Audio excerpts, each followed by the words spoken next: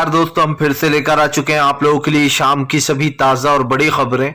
फटाफट अंदाज में एक एक कर कर बताएंगे आपको आज देश और दुनिया से क्या बड़ी खबरें निकलकर सामने आ रही हैं। लेकिन उससे पहले दोस्तों एक नजर डालेंगे सुर्खियों पर। आपको बताते चले दोस्तों, पठान ने तोड़े सारे रिकॉर्ड, अंधभक्तों को लगा बड़ा झटका। जी हाँ, आपको बता दें 4 लाख से भी ज्यादा टिकट हुआ गायब। वहीं पर अगली बड़ी खबर में हम आपको बताएंगे दोस्तों, दरअसल आपको बताते चले भारतीय जनता पार्टी के ऊपर गरजे राहुल गांधी, बोले देश में महिलाओं की सुरक्षा की बात करते हैं लेकिन बीजेपी के नेता ही महिलाओं का शोषण करते हैं। वहीं पर अगली बड़ी खबर में हम आपको बताएंगे दोस्तों, बीबीसी डॉक्यूमेंट्री पर बीजेपी ने लगाई रोक तो भड़क गई कांग्रेस, बोले डरपोक सरकार। दरअसल आपको बता दें, गुजरात दंगों की ये जो बीबीसी डॉक्यूमेंट्री बनी है, इसमें मोदी सरकार को जिम्मेदार ठहराया गया है, जिस पे ऊपर रोक लगाई गई है भारत में देखने से। वहीं पर अगली बड़ी खबर में हम आपको बताएंगे, दरअसल आपको बताते चले दोस्तों, पप्पू यादव ने बागेश्वर महाराष्ट्र के धाम पर बोला बड़ा हमला। बोले अगर इतना बड़ा ज्ञानी है, अगर जादुई शक्तियां हैं तो फिलहाल बेरोजगारी को गायब कर दे, गरीबी को। वहीं पर अगली बड़ी खबर में हम आपको बताएंगे दोस्तों, ब्रिजभूषण के ऊपर लग रहा है गंभीर आरोप, भाजपा बचाएगी ब्रिजभूषण को, कांग्रेस ने बोला बड़ा हमला। वहीं पर अगली बड़ी खबर में हम आपको बताएंगे दोस्तों, नीतीश कुमार ने सीधे सीधे जो है यहाँ पर उपेंद्र कुशवाहा को घेरा। बोले वो क्या चाहते हैं हमें नहीं पता, अमित शाह के आने से नहीं पड़ने वाला कोई बिहार पर फर्क। वहीं पर अगली बड़ी खबर में हम आपको बताएंगे दोस्तों, देविका को अब मिलेगा घर। दरअसल आपको बता दे, ये देविका वही है जो कि दोस्तों 26/11 हमले में, यानी कि जो महाराष्ट्र में जो हमला हुआ था उसमें देविका को गोली लगी थी, जो राहुल गांधी के साथ भारत जोड़ो यात्रा में भी चली थी। इसके बारे में भी बताएंगे।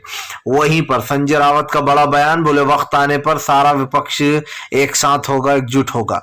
वहीं पर अगली बड़ी खबर में हम आपको बताएंगे दोस्तों, दरअसल आपको बताते चले भारतीय जनता पार्टी के ऊपर गर्जी ममता बनर्जी, बोले जेपी नड्डा वहां पर जाए उत्तर प्रदेश में और वहां पर ये बोले कि जंगल राज है।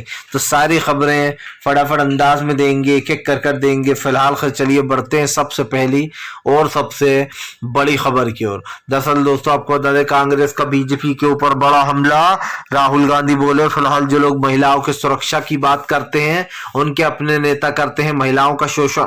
आपको बता दें, राहुल गांधी ने कहा कि बीजेपी देश में नफरत फैलाती है, नफरत से राजनीति करती है, देश में गरीबी, महंगाई, बेरोजगारी बढ़ गई है, लेकिन इन सारे मुद्दों को छोड़कर बीजेपी के नेता महिलाओं का शोषण कर रहा है। आपको बता दें, राहुल ने कहा कि पीएम नरेंद्र मोदी लाल किले से खड़े होकर कहते हैं कि हम महिलाओं के सुरक्षा करते हैं, हम महिलाओं की इज्जत करते हैं, हमारे सारे नेता। लेकिन ये जिस तरीके से दोस्तों आप समझिए बीजेपी नेताओं के नाम निकल निकल के सामने आते हैं और इनकी असलियत आ जाती है लोग सामने, जानकर लोग काफी गुस्सा हैं। ऐसे में आपको बताते चले, राहुल ने कहा कि आज देश में नफरत फैलाई जा रही है, नफरत के बल पर ये लोग राजनीति करते हैं। राहुल गांधी ने कहा कि भले ही ये लोग कितनी नफरत करें लेकिन हम भाईचारे को छोड़ेंगे नहीं, हम भाईचारे को खत्म नहीं होने देंगे। राहुल गांधी ने कहा कि फिलहाल देश में प्यार मोहब्बत को खत्म करने पर तुली हुई है भारतीय जनता पार्टी और ये होने नहीं दिया जाएगा। आपको बताते चले दोस्तों, भारत जोड़ो यात्रा के दौरान राहुल गांधी ने कई चीजें बोली। इससे एक चीज तो साफ हो जाती है कि फिलहाल बीजेपी की जो नीतियां हैं दोस्तों, वो न सिर्फ देश विरोधी बन चुकी हैं बल्कि आज देश में जो हो रहा है वो आपकी और हमारी समझ से बाहर है। आपको बताते चले, राहुल गांधी ने कहा कि फिलहाल भारत जोड़ो यात्रा को रोकने की बहुत कोशिश की गई, इसको बार बार रोका जाने की कोशिश की, लेकिन हमने ऐसा होने नहीं दिया। राहुल गांधी ने कहा कि फिलहाल देश में जो महंगाई, गरीबी और बेरोजगारी बढ़ रही है उसकी जिम्मेदार मोदी सरकार है। राहुल ने कहा कि फिलहाल प्रधानमंत्री महंगाई, गरीबी, बेरोजगारी जैसे मुद्दों पर बात नहीं करते, महिलाओं के साथ छेड़खानियां होती हैं, प्रधानमंत्री का एक ट्वीट तक नहीं आता। आप समझिए दोस्तों, पिछले 48 घंटों से भी ज्यादा से लड़कियां बैठी रहीं और विरोध करती रहीं ब्रिजभूषण बीजेपी के नेता का, लेकिन प्रधानमंत्री का एक ट्वीट सामने नहीं आया। इससे दिखाई देता है कि बीजेपी की सोचने की क्षमता क्या है। चलिए बढ़ते हैं एक और अगली बिग ब्रेकिंग की तरफ। बता दोस्तों, बीबीसी की डॉक्यूमेंट्री पर लगी रोक तो आपको बताते चले, कांग्रेस ने बोला बीजेपी के ऊपर बड़ा हमला। दरअसल दोस्तों आपको बता दें, कई देशों में बीबीसी की डॉक्यूमेंट्री को जो है यहाँ पर वो किया गया है, पब्लिश। ऐसे में दोस्तों आपको बता दें भारत में इस फिल्म को, इस बेसिकली इस डॉक्यूमेंट्री को शेयर करना और देखना मना है। जी हाँ, आपको बता दें दरअसल इसमें सीधा सीधा गुजरात दंगों का जिम्मेदार प्रधानमंत्री नरेंद्र मोदी को ठहराया गया है और यही कारण है जो भारतीय जनता पार्टी बिलबिला रही है। कांग्रेस ने बोला कि बीजेपी डरपोक है और इसीलिए डरपोक सरकार अपनी जो असलियत है वो छुपाना चाह रही है। आपको बताते चले दोस्तों, प्रधानमंत्री नरेंद्र मोदी के ऊपर ये आरोप लगते रहे हैं कि वो गुजरात दंगों के सबसे बड़े आरोपी थे, उनकी वजह से ही मतलब ये हुआ था, वही इसके जिम्मेदार थे, ऐसा लोग कहते हैं। आपको बताते चले पीएम नरेंद्र मोदी के ऊपर जब केस लगाया गया कि गुजरात दंगों के वही आरोपी थे, तो सुप्रीम कोर्ट ने भी हाल ही में भी उनको जो बाइज्जत बरी कर दिया। लेकिन दोस्तों प्रधानमंत्री के ऊपर आज भी ये आरोप कहीं ना कहीं घूमते रहते हैं कि जब दंगे हुए थे, जिस तरीके के भाषण निकलकर सामने आए थे, उसका जिम्मेदार पीएम नरेंद्र मोदी को माना जाता है। आपको बताते चले ये मामला दोस्तों सिर्फ छोटा मोटा मामला नहीं है, मामला बहुत बड़ा है। पीएम नरेंद्र मोदी के ऊपर पहले भी इस तरीके के आरोप लगे हैं, लेकिन अब इस डॉक्यूमेंट्री फिल्म पर रोक लगाने के बाद इस डॉक्यूमेंट्री पर सरकार के ऊपर कई सवाल खड़े हो गए। कांग्रेस ने कहा कि डरपोक सरकार ही है, इसलिए डरती है सच्चाई देखने से और जनता को बताने से। मतलब कि दोस्तों कांग्रेस आज भी ये मानती है कि गुजरात दंगों के आरोपी पीएम नरेंद्र मोदी ही थे।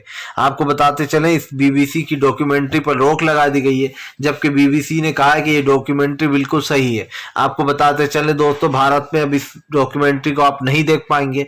माना यह भी जाता है कि जब ढोलकिया की फिल्म आ रही थी दोस्तों, देव फिल्म जो है वो भी गुजरात दंगों पर बेस्ड थी।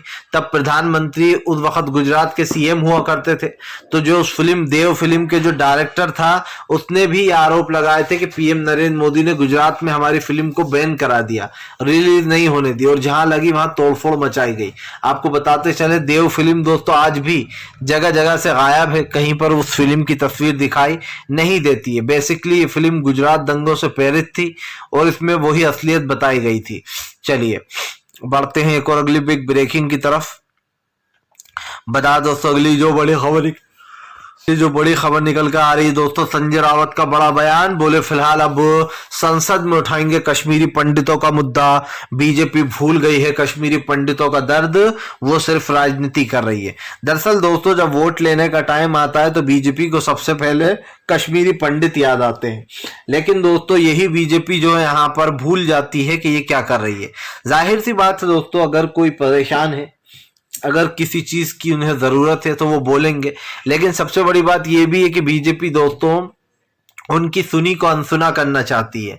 इसीलिए आपको बता दें अब कश्मीर फाइल्स के ऊपर कई सवाल भी उठे थे जब बनी, और उसमें जिस चीजों को बताया गया वो टोटली रॉन्ग था, इसीलिए उस फिल्म को एक प्रोपेगेंडा भी घोषित कर दिया गया।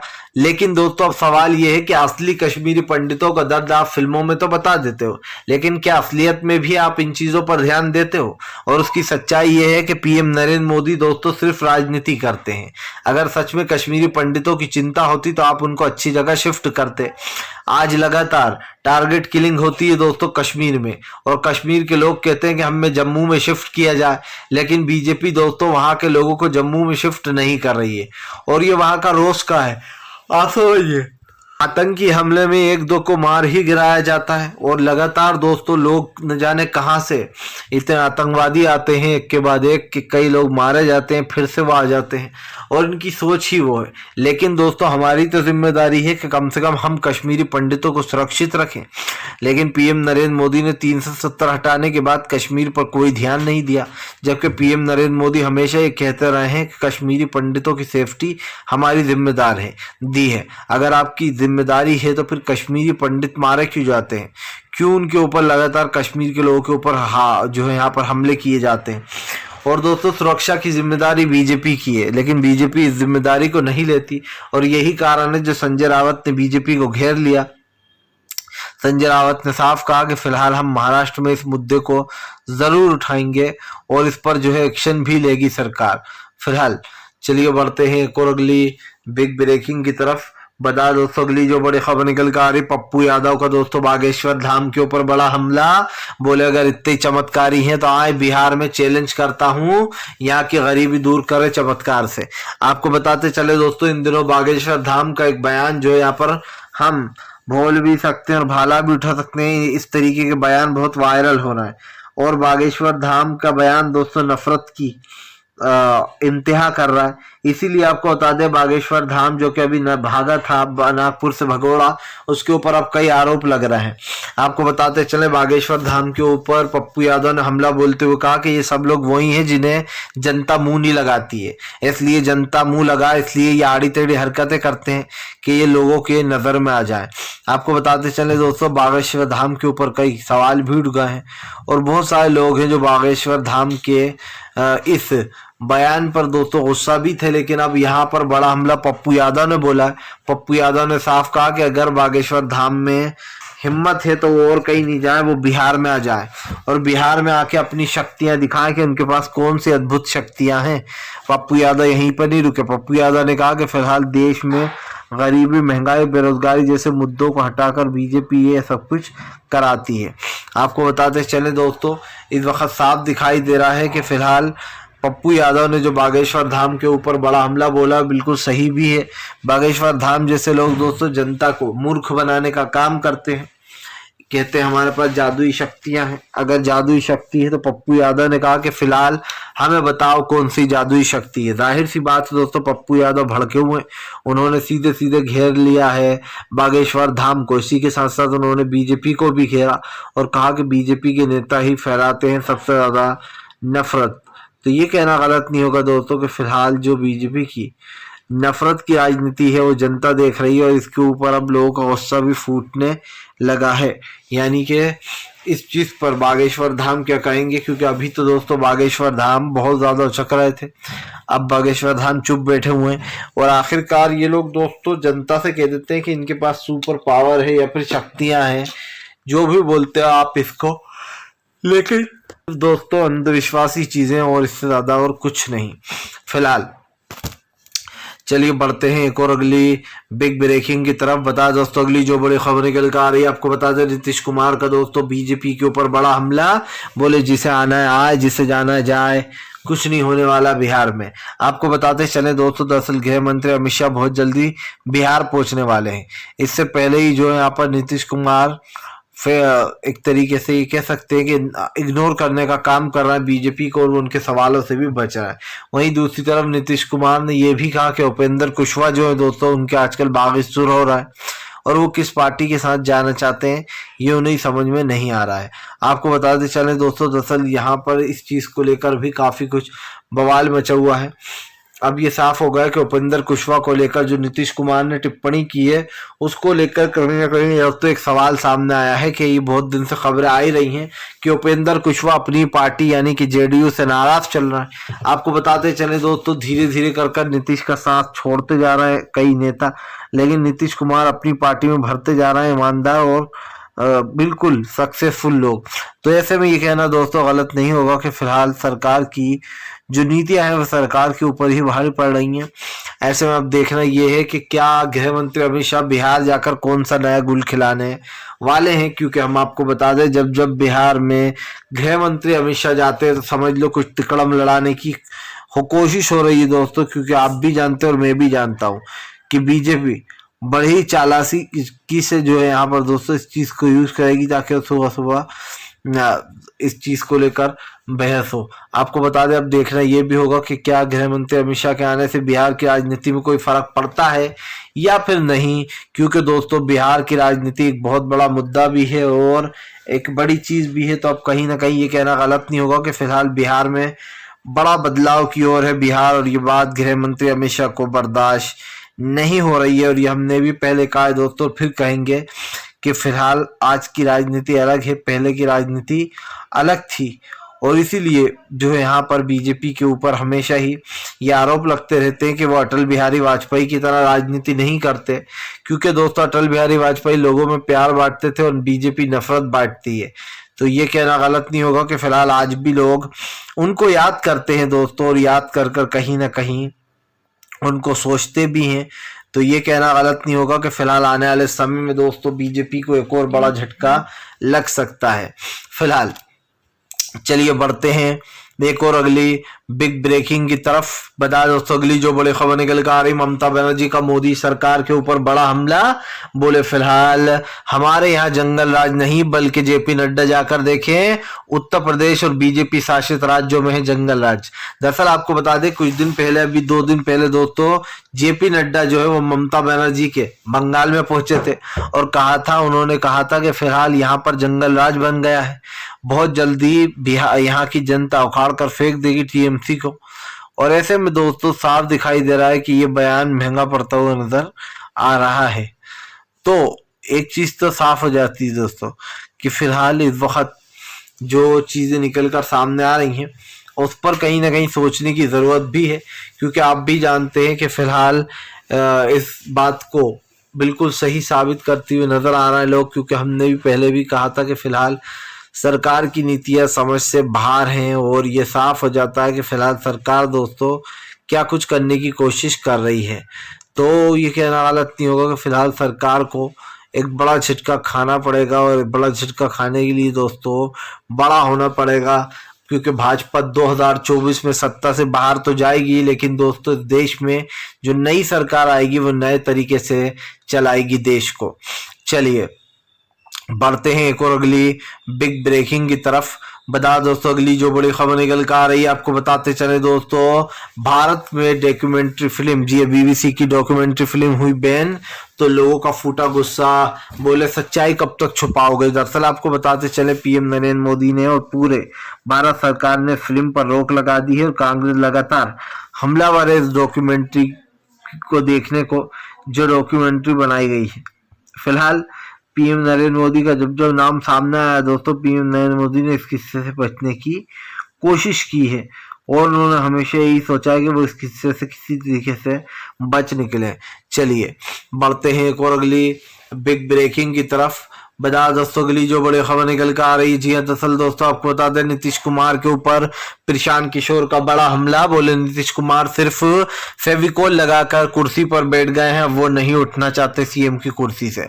दरअसल आपको बता दें प्रशांत किशोर ने कहा कि जगह जगह भारत जोड़ो यात्रा हो रही है, यात्राएं निकाल रहे हैं लोग, लेकिन राहुल गांधी की यात्रा में शामिल क्यों नहीं हुए नीतीश कुमार, केसीआर की रैली में क्यों नहीं हुए शामिल नीतीश कुमार, क्योंकि वो पर्सनल एकता नहीं बल्कि खुद की राजनीति देख रहे हैं, खुद के राजनीतिक फायदे देख रहे हैं, और इसीलिए दोस्तों आप समझिए दूसरों को चांस नहीं दिया जाता। इस चीज को लेकर पहले भी भाजपा घिर चुकी है और अब एक बार फिर से ये नाम सामने आने के बाद दोस्तों हड़कंप मचता हुआ नजर आया है। तो ये कहना भी गलत नहीं होगा कि सरकार की जो नीतियां हैं या जो नियत है उस पर अब लोगों को डाउट होने लगा है, क्योंकि इतना लंबा समय देना और फिर जनता का काम नहीं करना ये बीजेपी की आदत है, और बीजेपी की आदत अब आप और हम बखूबी समझ सकें। तो ये भी एक बात तय हो चुकी है, फिलहाल सरकार की नीतियां देश में ज्यादा दिन तक टिकने वाली नहीं है, और इसीलिए ममता बनर्जी ने साफ कह दिया है कि फिलहाल बंगाल नहीं बल्कि जो है आपके बीजेपी शासित राज्य जंगल है। तो अब सामने वाली देखना होगा। फिलहाल दोस्तों वीडियो अच्छा लगे तो लाइक जरूर कीजिएगा। चलिए बढ़ते हैं एक और अगली बिग ब्रेकिंग की तरफ। बता दोस्तों अगली जो बड़ी खबर निकल कर आ रही है, आपको बताते चले दोस्तों जल्दी ही भारत जोड़ो यात्रा हो जाएगी खत्म। राहुल गांधी ने सभी को दी इस यात्रा के लिए बधाई। आपको बता दें दोस्तों ये आखिरी पड़ाव चल रहा है और ऐसे में सभी लोग अब राहुल गांधी की भारत जोड़ो यात्रा में शामिल होंगे आखिरी दिन रैली में। दरअसल उस दिन गांधी जयंती मनाई जाएगी और आपको बताते चले दोस्तों के सरकार को घेरने के लिए अब राहुल गांधी नए नए कार्यक्रम कर रहे हैं। ऐसे में आपको बता दें राहुल गांधी ने खुद पोस्टर बनाए और इसको फिर से इस चीज को लेकर जो उनके हाथ से हाथ जोड़ो यात्रा है इसके पोस्टर भी वायरल किए गए हैं, क्योंकि अब दोस्तों भारत जोड़ो यात्रा के बाद डायरेक्ट वही शुरू होगी। तो ऐसे में बीजेपी की पतली हालत है, बीजेपी समझ नहीं पा रही कि आखिरकार ऐसा क्यों हो रहा है और कैसे हो रहा है। फिलहाल चलिए अगर आपको दोस्तों हमारा वीडियो अच्छा लगे तो इसको लाइक करें, चैनल पर पहली बार आए तो सब्सक्राइब करें, पास में एक घंटी आएगी इसको जरूर दबाएं ताकि हमारे हर वीडियो की जो अपडेट है दोस्तों वो आपको मिल पाए और आप हमसे सच्ची खबरों से दोस्तों बिल्कुल एकदम जुड़े रहें, ताकि आपको इसी तरीके